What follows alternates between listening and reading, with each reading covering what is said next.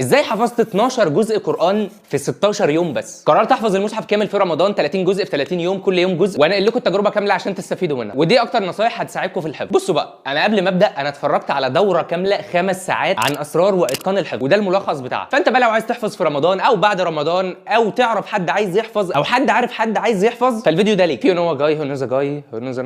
اول حاجه، ودي كتير اصلا مش بيعملها، انت قبل ما تبدا الحفظ لازم اصلا تحب القرآن. اغلبنا بيدخل في الموضوع انا عايز احفظ يلا هوب، لا هو لازم الاول تحبه، يبقى في علاقه هتسهل الموضوع بعد كده. انت بقى تقرا احاديث عن فضل حامل القرآن، بركه القرآن على الشخص، تسمع القرآن من شيخ بتحبه او تقعد مع ناس حافظين القرآن، تبدا تعرف تفاسير السور اللي انت بتحبها. الحاجات دي بتكسر حواجز كتير بينكم، غالبا بتكون سبب ان انت تبطل بعد كده. تاني حاجه الاخلاص، وهو قسمها نوعين: اخلاص النيه، انت بتعمل ده ليه اصلا، بتحفظ ليه، لازم تبقى عارف نيتك من الموضوع. ولكن هو قال حاجه غريبه، في ناس بتيجي تبدا الحاجه هي مش عارفه نيتها ايه اصلا. ماشي، ابدا وبعد كده هنشوف موضوع النيه هيجي بعدين. تاني حاجه سماها اخلاص القصد، واخلاص القصد العزيمه، انت عارف ان الطريق كده طويل وصعب وهيقابلك حاجات كتير، بس انت ناوي ان انت تكمل مهما حصل. المهم تحدد انت عندك النيه دي اصلا ولا لا قبل ما تبدا. لازم تتعامل بمبدا لا ابرح حتى ابلغ. 3 ان هبت رياحك فاغتنمها، الوقت اللي هو انا حاسس فيه بقى ان انا عايز احفظ فعلا والفكره مسيطره عليك ومش عارف تشيلها من دماغك، ابدا وقتها. فان هبت رياحك فاغتنمها فان لكل عاصفه سكون، وسيبك وقتها من المثاليه والتخطيط الزياده، لان انت اصلا هتكتشف بعد كده ان انت هتقعد تعدل على الخطه كتير قوي، فالمثاليه من البدايه ملهاش لازمه. وقال جمله بصراحه خبطت في قلبي قوي، بوصف الناس بقى اللي بتعمل خطط بتجيب وايت بورد وماركرز ومش عارف ايه، فبقول هذا حظهم من التخطيط.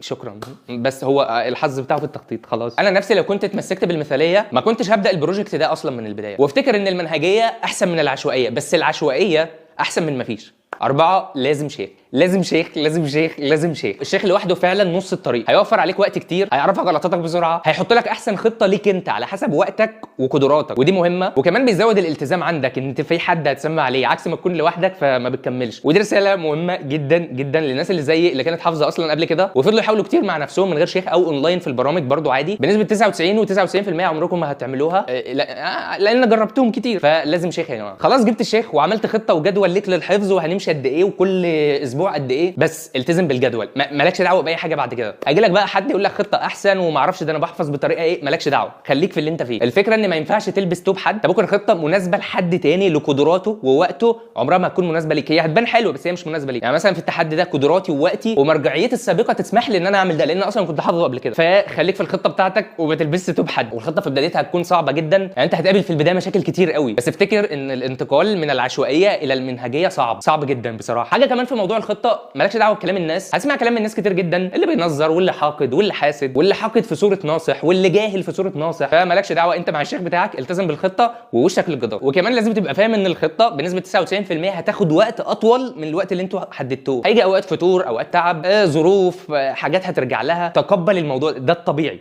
ده الطبيعي، تقبل الوضع. اعتقد بقى اهم قاعده فعلا هي فكره ان انت تتعامل مع الورد الحفظ بتاعك وكانه الفريضه السادسه، ده الصلاه السادسه اللي هقضيها، وتحدد لها ساعه معينه مش هتعمل فيها حاجه غير ده، ويستحسن تكون اول ساعه ما تصحى من النوم. وطبعا عارف الحماس ساعات بياخد ناس كتير اللي هو يا عم ساعه هتعمل ايه ساعه بص ان الساعه دي على مدار السنه هتبقى 365 ساعه، ودول رقم كبير جدا، هتكون قطعت شوط كبير جدا. المهم قوي ان الحفظ يكون مشبع.